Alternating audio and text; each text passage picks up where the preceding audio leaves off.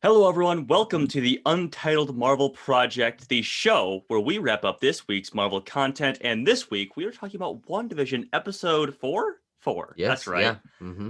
It's a little confusing because they released episode 1 and 2 at the same time. We finally have a name for this show. It's all coming together. I'm joined by Mr. Tucker Hazel. I am your host, Tanner Dykstra. Yep. Tucker, let's talk about WandaVision episode 4. Let's do it.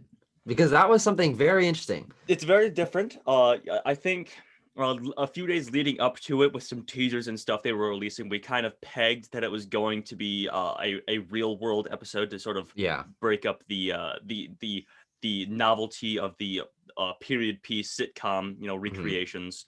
And I thought it worked, quite honestly. This is speculation, but I think we might have gotten a little tired. Like we said this in some of the first episodes. We're just kind of waiting for it to get out of the novelty of it recreating the different decades to when it Yeah. can get to the actual content of the show, some really crazy stuff.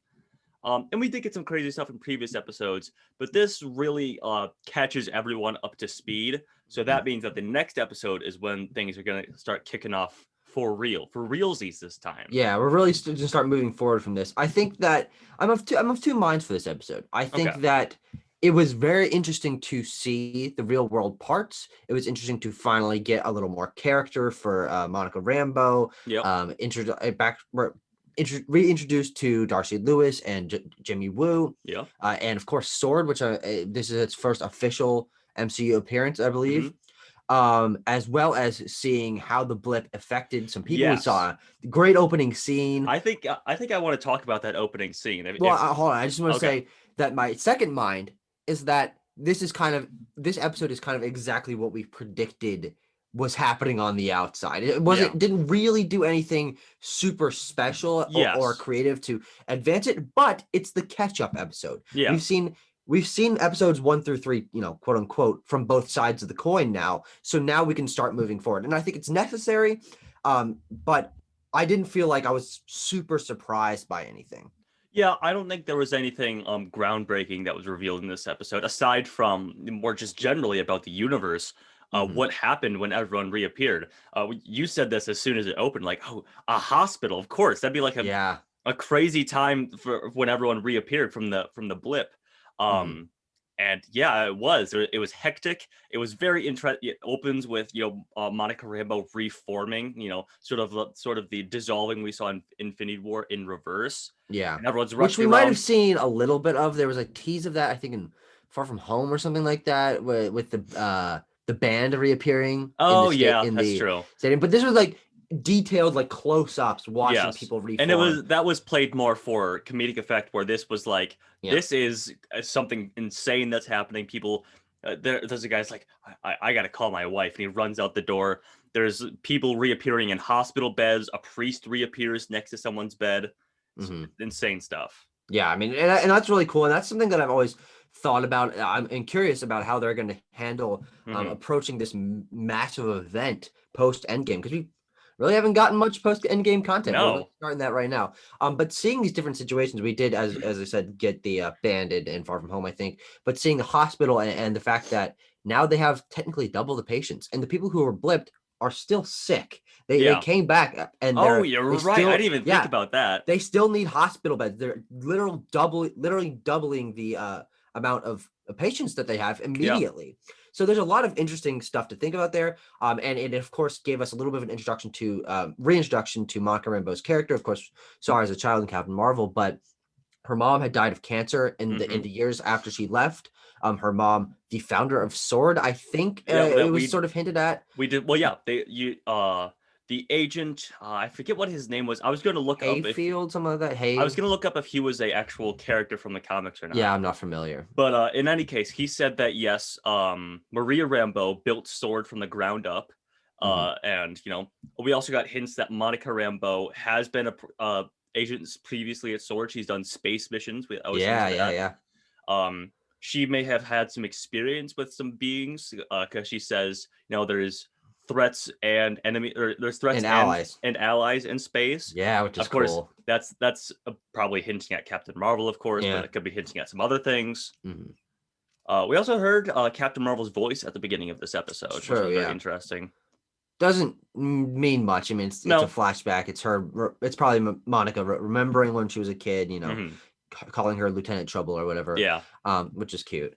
But I want to talk about the next thing, which is the sort of reveal of what's going on outside from the close perspective of Yes. the bubble of WandaVision, Oh, of that was really Westview. cool. Yeah, that Yeah, was very cool. this great introductory sequence where Monica pulls up to Westview. Hmm. Jimmy Woo is there.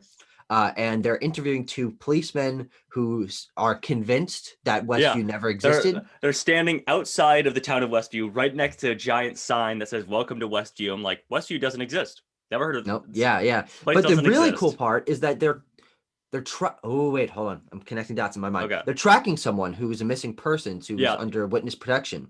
Um and Jimmy Woo came up, he's calling people and he's calling his family and stuff, and they're convinced that the guy never existed. Yeah. That's such a cool twist. It's such a cool hook. But I'm just putting this together. Who's Mhm. that character? Has to be important. Yeah. Has to be important. I don't know. Has Do to you be a think? I don't recognizable know. character. I don't know. Maybe, but I think it I also might just be. I think it also might just be a device to sort of get Jimmy Woo involved, the FBI involved, and I sort of don't know, tip off the man, whole situation. because that person is in Westview and Yes. we don't know who they are. Of course, also we got the reveal of this that everyone inside of Westview is are real people who were presumably already from Westview. Then Yeah. they got like trapped in the bubble, and have been recast Yeah. essentially They as the use the word characters. casted very comedically because as we learn when Darcy Lewis is reintroduced years and years later since Yeah, 2013, I think, yeah, whenever yeah, Thor: The yeah. Dark Dark World World. was Yeah, reintroduced years canonically later. about 10 years later, Yeah. probably, or more than that, 12, 13. Oh yeah, we are shown explicitly that WandaVision is being broadcast as a television show Yeah. in that universe, which is Hmm. interesting. We saw the same shot that we saw from the end of episode 1, sort of like them watching the credits of the WandaVision show in the Yeah. MCU. And you brought up a good point, like the names in the credits. Who are they? Are they the actual creators? Are they not the actual Yeah. creators? Well, I've since rethought that. Is that the people in the real world making the actual in our real world making the Yeah. television show WandaVision for Disney Plus, their credits are the TV screen, Mark Shackman, all those Yeah, true. like that is them. Yes. Those in continuity ones where they're presented in like an old style television show, I'm sure those are fake. Yeah, I'm probably. sure those don't mean much. It might be an Easter egg or two in there, but Yeah.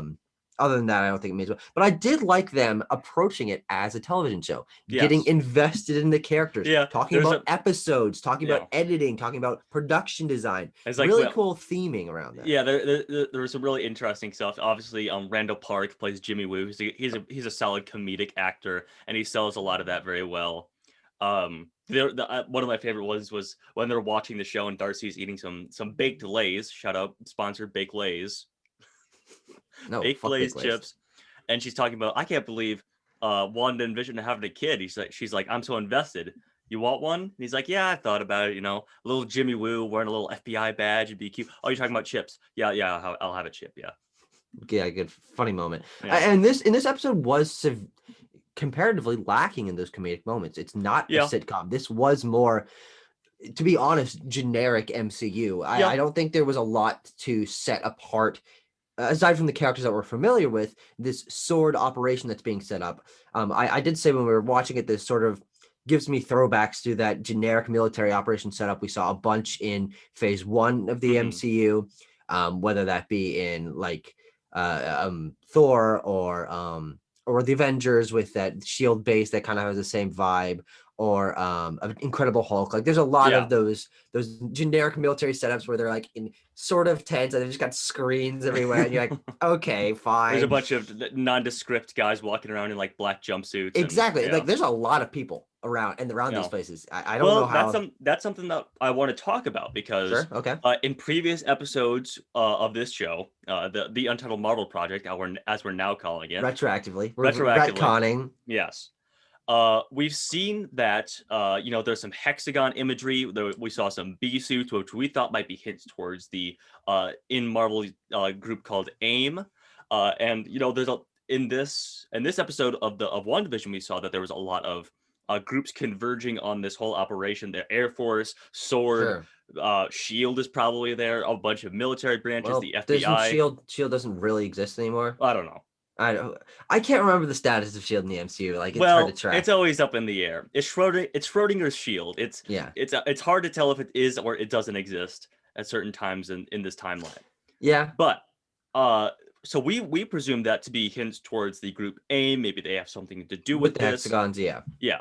But on the little board that Jimmy Woo is writing on, he writes up why the hexagon imagery. Yeah, lots of questions there that we've also been asking. Yeah, Is Vision exactly. alive? Why the sitcom style? Yeah. Is this taking place in current time and space? Yes. There's a lot of interesting questions here. They sort of frame this around the fact that they don't know what's going on. They're trying to figure this out. This is weird to them. They have to watch it through a TV. Like there's a lot of interesting stuff here. Also, Easter egg on that board. Far to the left, if you're not paying attention, it says something about scrolls. Yeah. So that's cool. I'm sure it's Easter egg. Like they're aware as Sword that scrolls exist. Yes. So not a huge thing, but it kind of fun, ties us together. But the other Easter egg that I sort of was able to piece together through my research online after we watched the episode is that when you see a plaque of Maria Rambeau, as founding director, or whatever, it says Maria Photon Rambeau. Yes. And of course the superhero title used by Monica Rambeau in the comics. She's gone through a lot of names. We were trying to piece together which name she would use. Photon being my personal favorite. Yep. And presumably when she does get her powers some way, through somehow, the show, probably, she'll become a superhero and choose the name Photon in remembrance of her mom who died of cancer and founded Sword and all that. And possibly she'll become the head of Sword. I would assume at the end of this, if she does a good enough job. But that's setting up another interesting character for them to go moving forward. Yes. Yeah, there was a lot of small things that we can question about this episode. Like we said at the beginning, not a lot that was a big shocking reveal. Yeah. All necessary though. Yeah, all necessary stuff. We saw that Wanda is actually editing out the TV show that is broadcast out to the people. We saw what happened in those instances, but they did not. Yeah. Like when she recognized the sword symbol when she was confronting Geraldine from the last episode of WandaVision. Yeah. It was very strange. It was edit the scenes where Vision was talking to the other people about Geraldine were edited out. Yeah. We only saw from Wanda's perspective, or at least we only saw that they saw from Wanda's perspective. Yeah, which I'm sure they saw the whole episodes, minus the edited out parts. Yeah. But another interesting thing, canonically, I guess, right after that, is Vision comes back inside and starts asking, "Where's Geraldine? Like, why happened? I thought she was here." And Wanda's starting to have breaks in reality.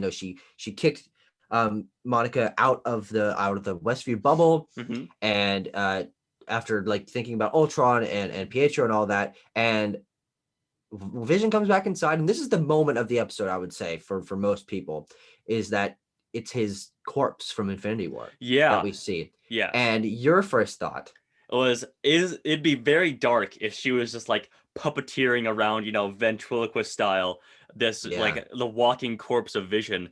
And I don't know. I'd really like it if we went in and the illusion was broken and it's a bunch of people eyes glazed over, just shuffling around, doing almost zombified. Sure. The corpse of Vision. It might be a little too dark for this Marvel show, but I'd really like to see that. I mean, all things considered, she's controlling all of this. Yeah. All the people inside are real. So my theory that she's completely projecting Vision as just a memory doesn't really hold much water, because everyone else is a real person in there and they are interacting with him. But at the same time, I think they would have, at least maybe they haven't revealed it yet, but they would have revealed that Vision's body had gone missing. I mean, I presume they probably wouldn't just leave it laying somewhere in Wakanda. Yeah, I mean, there's a lot of questions there. Is like, this is superhero shit. They were in a hidden country in Africa with a big bubble around it. There's aliens everywhere. Half the universe is dead. I think there are things that they're focusing on, other than the fact that Vision died and then his body was gone. Like, that's not, especially with Shield and stuff. Presumably, you would think the remaining Avengers had his body. You would, well, maybe they do. Maybe we'll find that out in a later episode. Maybe she snuck it out somehow. There's got to be some connection to the end of Endgame here, though. That's the thing. Yeah, that's what I'm tying together in my head. Is the last time we saw her, she was at Tony Stark's funeral. And she had some interaction with someone. Who did she have an interaction with again at the funeral? I can't remember. I don't recall. Was it Bucky? Was it? No, whatever. Yeah. But I mean, I'm sure there's going to be some sort of flashbacks here to how this started, whether that's probably near the end of the show, but how this started. She has to have seen Vision's body if they were keeping it somewhere. Yes. I'm sure we get some sort of scenes with her interacting with other Marvel characters, because in those flashbacks, she's around them after the funeral, all of that. There's a lot of interesting stuff here. Yeah. I kind of watched over your shoulder. You were watching sort of like a promo for the next few episodes. I absolutely think the next episode that we're getting is the 80s, the Halloween episode with like the throwbacks to their original costumes. That could also mean that the kids are a little older. Vision's taking them trick-or-treating. My theory at the end of the last recording, yeah. I also think I did see something in there that was a little interesting. It was like a talking head of Wanda, you know, like the talking head sort of sitcom trope of them, like the single camera, just them talking to the camera. Oh, sure. Yeah, I did see that. So that tells me that they are probably going into the 2000s era of sitcoms as well. Which you didn't expect. Like I didn't expect. I thought they'd stop at like a Full House in the 90s. Sure. But it sounds like that, because you know they're going into sort of the Modern Family and The Office, almost sort of that. Those are sort of tropes that crop up in those TV shows. So yeah, they're going into the 2000s. I think I actually do think that there is potential to connect it all the way through to modern day, and that I don't think that would be an issue. As the walls start coming down, things start getting weirder and weirder. It becomes more modernized. The world sort of meld together. Presumably near the end of it, it would be a modern American town, which would just be Westview. There wouldn't need to be any, set decoration or whatever. Production design. Yeah, I mean, as it catches up, I mean, while I'm not ecstatic about this episode like I was at the end of last one, there's just so much that they can do. Yeah, and this is just giving me hope. Yeah, this was like you said, a necessary episode, but it was still entertaining. We got some comebacks of some characters that we know and love, and like I said, this is definitely just a stepping stone for it to get even crazier. I can understand criticism of this, that it's like a filler episode. Maybe a few once we're removed from this, not so immediately just watched it, I think we might come to that conclusion. But it is a necessary episode to catch up the rest of the characters in the show, in the outside of Westview. Introduce the rest of the characters, catch up all the characters outside of Westview. So yes. Some questions left unanswered, no big reveals, still a solid episode. I appreciated that it broke up the sitcom sort of theme that they had going through. But yeah, I'm super excited for next episode. Things are going to start coming down for real, and I can't wait to see it. Yeah, I mean, and I think that now that we've had the sitcom established, we've had the outside established, they can meld those together, and we're no longer going to just get sitcom episodes. No longer going to just get. Yeah, that's true. We're probably going to get it broken up. Exactly. Well. And we'll be able to follow each of these groups of characters as they piece together as mystery. Wanda as her world is coming apart, and yeah, I mean, the only connection so far being the fact that Monica was sent in and was then booped out. By the way, let's reference the fact that Monica Rambeau, trained professional, wants to go on interstellar missions activities right after getting unblipped, and she immediately, maybe within minutes of showing up to this energy field, she's like, I'm gonna touch it with my bare hand. Yeah, no, that was pretty dumb, not gonna lie. I mean, if we know anything from these things, is like you see the energy field. She's been in space. She knows she Yeah. knows aliens, stuff like that. Energy field? No, I mean, don't touch that. at the very least, we know that it's irradiated. It's emitting radiation, We do and know that now, yeah. yeah, presumably she would guess that, having been on interstellar missions. And But whatever, you know. Darcy did say a couple times, CMBR, cosmic radiation, some Yeah, sort of thing.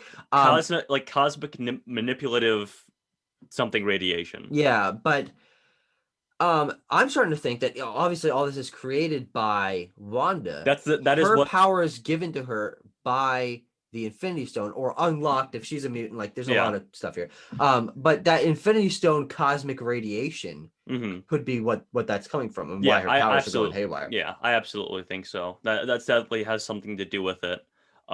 Yeah.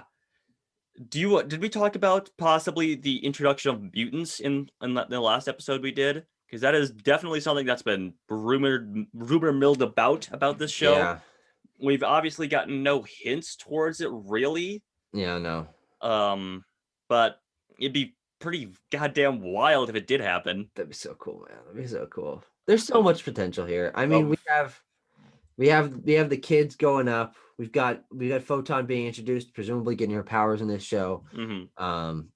Yeah, I don't know. I'm just Yeah, excited. I can't wait to see what next episode brings, yeah. because it could be a new style completely from the rest of the far that we've True. seen. It could be broken up. It could be back to. I absolutely think it's definitely going. I'm calling this now. It's going to be called back to our regularly scheduled programming. Ooh, that'd be great. Because this one was we interrupt this program. Yeah, yeah. Yeah, but yes, I'm liking the episode titles. Those are yeah, they're great good. references. But yes, thank you guys for watching. Leave in the comments your predictions for next week's episode, and we'll see you guys next week with Yep. episode 5 of WandaVision. It's gonna get crazy. This is the Untitled Marvel Project. Of course. Thank you for watching.